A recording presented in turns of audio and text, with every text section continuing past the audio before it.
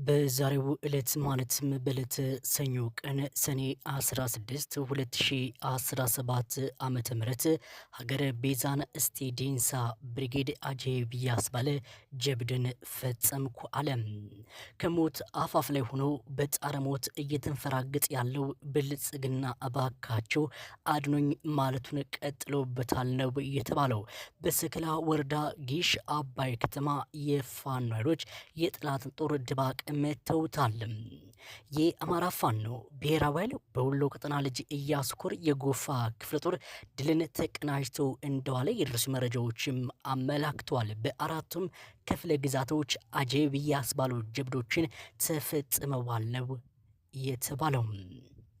ሰላምና ጤና ይስጥልኝ የተከበራችሁና የተወደዳችሁ የፋሲሎ ኤችዲ የዩቲዩብ ቻናል አድማጭ ተመልካቾቻችን በመረጃ ሰዓቴ እነዚህንና ሌሎች መሰል መረጃዎችን ታደምጣላችሁ። አብራችሁ ቆዩም።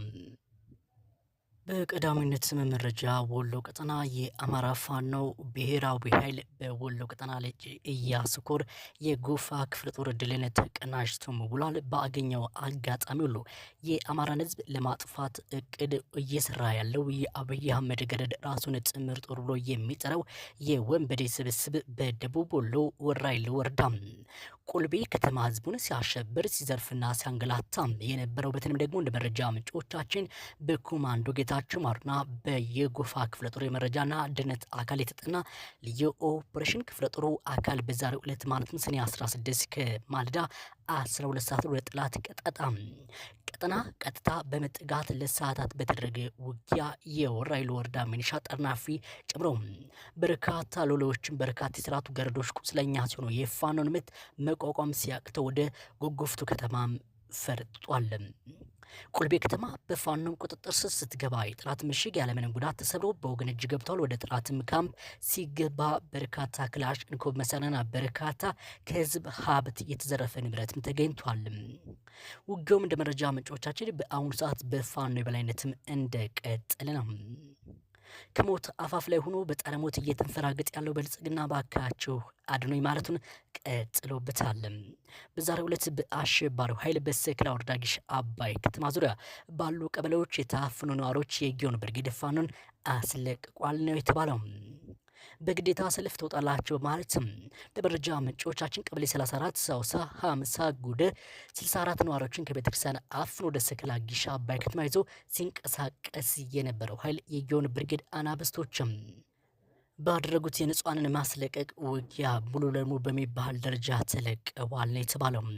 ሰከላ ወረዳ ጊሽ አባይ ከተማ የመሸገውን አሸባሪ ላይ 22 ንጹሃን አፍኖ የወሰደ ሲሆን ፋኖን ታወግዛላችሁ፣ ፋኖን ማታወግዙ ከሆነ እናንተ ፋኖች ተረሽናላችሁ ማለት ሲያስፈራራቸው ስልጠና ሲሰጥ እንደዋለ የውስጥ መረጃ ምንጮች ሾክ ብለውናል።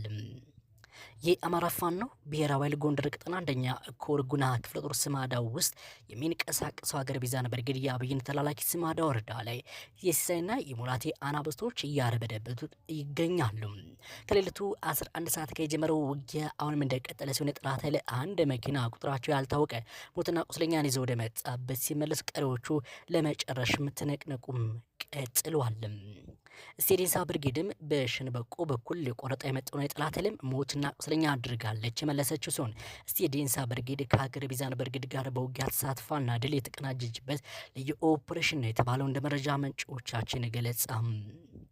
አብይ መራሹ ብልጽግና ስርዓት ሁሉም እንደሚያውቁ ወደ መንበረ ስልጣን ከመጣ ጊዜ ጀምሮ በአማራ ህዝብ ላይ ያነጣጠረ ግፍና በደል ሲሰራም ቆይቷል፣ እየሰራ ይገኛል። አሁንም ይህንን የስርዓት አማራ እንደ ህዝብ ሳይቆጠር በሄደበት በማንነቱ እንዲያፍር፣ እንዲሸማቀቅ፣ እንዳይኖር ተደርጓል። ተፈናቅሏል፣ ሀብት ንብረቱም ተመቷል፣ ተቀምቷል፣ ተጨፍጭፏል፣ በጅምላም ተቀብሯል። ይህ ግፍ ጽዋ ሞልቶ ፈሷል። አማራ እንደ አማራ ለመኖር ላለመፈናቀል፣ በጅምላ ላለመቀበር፣ በሀገሩ እንደ አንድ ዜጋ የመኖር መብቱን ለማስከበርም የትጥቅ ትግል ጀምሮ ውሎ አድሯል። ብልጽግና ነው በራስ ጠባቂም ሚሊሻ አድማ ብተና ፖሊሲን እያረበደበደ ይገኛል።